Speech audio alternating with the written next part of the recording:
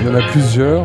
Le premier, c'est d'être toujours à l'ouvrage, dans le sens où on fait énormément d'animation, par exemple.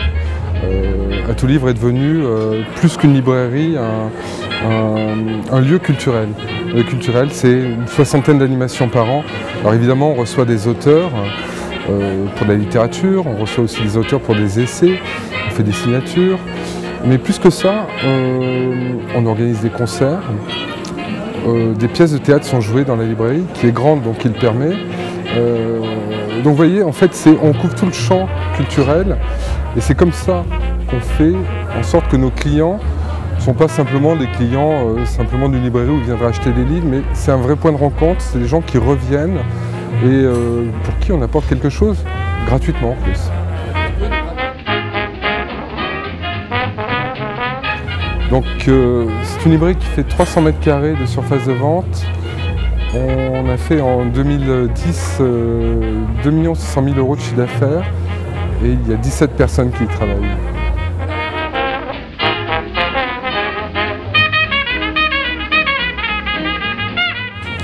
Alors plutôt que de s'opposer frontalement à un concurrent qui est lointain en plus et qui est un pur player, donc on n'est vraiment pas dans les mêmes domaines. Nous on a des magasins, etc.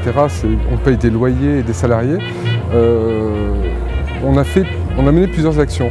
D'abord, quand à la reprise de la librairie, évidemment, on a créé un site web, c'était la première chose. C'était le premier contact avec nos clients. Et pour aller plus loin encore, on a créé une association de libraires en fait, de l'Est de Paris, qui s'appelle Librest. On a créé un site, librest.com, et sur ce site, on permet à nos clients et aux internautes parisiens de réserver ou de commander des livres. Ils sont ensuite mis à disposition dans l'une des librairies du réseau. Et pour les plus feignants ou ceux qui ne peuvent pas se déplacer, on leur propose une livraison en 3 heures et en vélo pour être complètement écologique.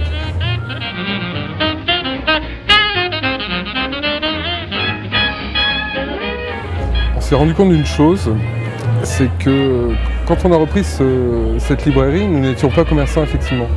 On venait d'un monde qui était le monde du web, et avant même le web, du Minitel, enfin on faisait partie de ces gens qui avaient fait tout ce qui était en communication interactive depuis la création de la communication interactive en France, c'est-à-dire la fin des années 70, début des années 80.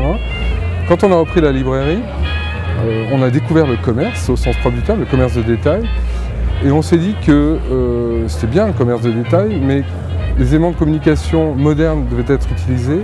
Et plus que ça, il y avait une dimension service qui n'était pas souvent rendue dans le commerce de détail, puisqu'on tentait de vendre des livres, et que cette dimension service c'était ce qui allait nous différencier en fait des autres librairies d'abord, et ensuite des pure players sur Internet. Cette dimension de service, c'est effectivement, on s'intéresse à nos clients, on s'intéresse à leurs demandes, on fait des recherches pour eux. Le web a été le prolongement de toute cette notion de service, jusqu'à la livraison, on vient d'en parler. Et je crois que c'est une part effective de notre réussite. C'est d'être en fait aussi moderne que nos clients. Nos clients sont connectés, comme le sont tous les Français. Ils ne trouveraient pas normal que leur librairie, leur commerce de quartier ne soit pas connecté aussi. Et typiquement pour les lecteurs, quand on entend une émission de radio à minuit et qu'on vient d'évoquer un auteur ou un titre, souvent le réflexe du lecteur, c'est tout de suite aller voir sur le web avant d'oublier. Et quand il va voir sur le web, souvent malheureusement, il va sur un des grands sites en ligne, que ce soit la Fnac ou Amazon, et il est à un clic de la commande et souvent il le fait. À partir du moment où on lui proposait cette alternative, il savait que non seulement il pouvait le faire chez nous, de la même façon que sur Amazon, sur la Fnac, et qu'en plus, il permettait quand même à son libraire de quartier, dont il était client, de continuer à entretenir cette relation avec lui. Et en fait, la réussite vient de là, de ce rapprochement de « je suis un commerçant de quartier,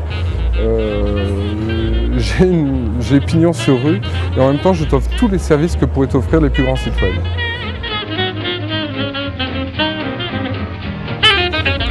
Certainement, foncez, innovez, mutualisez tout ce que vous pouvez mutualiser. Ne voyez pas forcément des commerces de la même nature que le vôtre comme des concurrents, mais plutôt comme des partenaires. Identifiez bien vos ennemis en fait. Et les ennemis ne sont pas forcément le concurrent d'à côté, mais souvent le concurrent qui est beaucoup plus loin. Merci. Merci.